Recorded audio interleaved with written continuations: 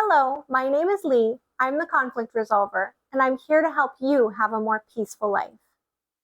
A big part of communication is reading people, and most of us think we're pretty good at it. But are we? And if we're not, can we get better? We're going to talk about that in the next few videos, but first, please like and subscribe. If you have a question you'd like me to answer in a future video, leave a comment below. You can also email me at advice@leechandler.com.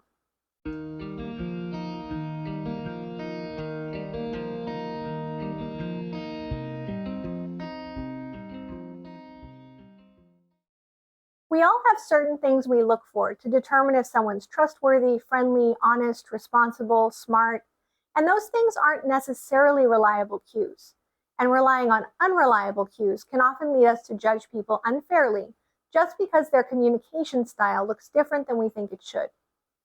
This causes us to make bad judgments and decisions and fall into unnecessary conflicts. So, where do our communication expectations come from? For some of us, they came from the people we grew up with. Our family and culture leave us with an idea of what people do in different situations that might not be accurate in other settings. We can also pick up expectations from entertainment. Many of the emotional reactions we see are on screens.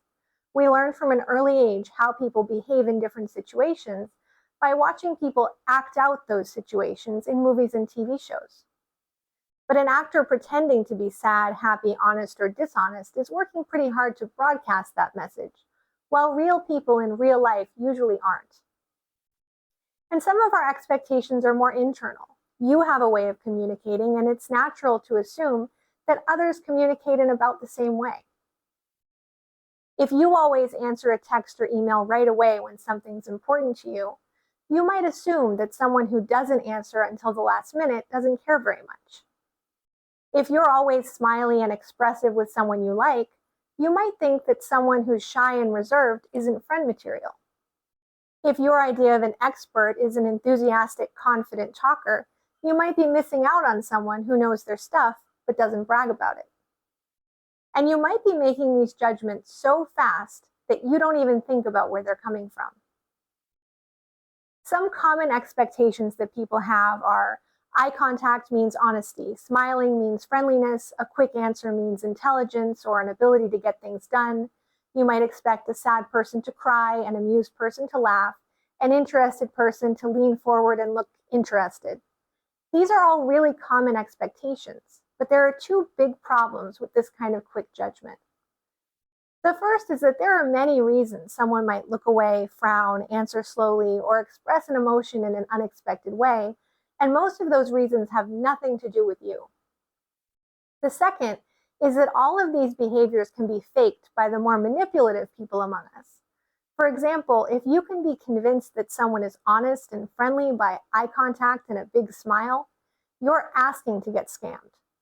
And if someone can signal confidence to you with a quick, confident answer, you're probably not always hiring the best person for the job.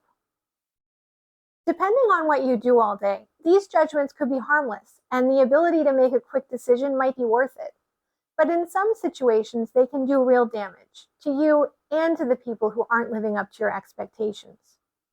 So it's always worth examining and questioning your assumptions, because there's a good chance that at least sometimes they're getting in your way. In the next two videos, we'll talk about how to make more accurate judgments when you're talking to someone who communicates differently than you do, and what to do if you're the one people are always reading wrong.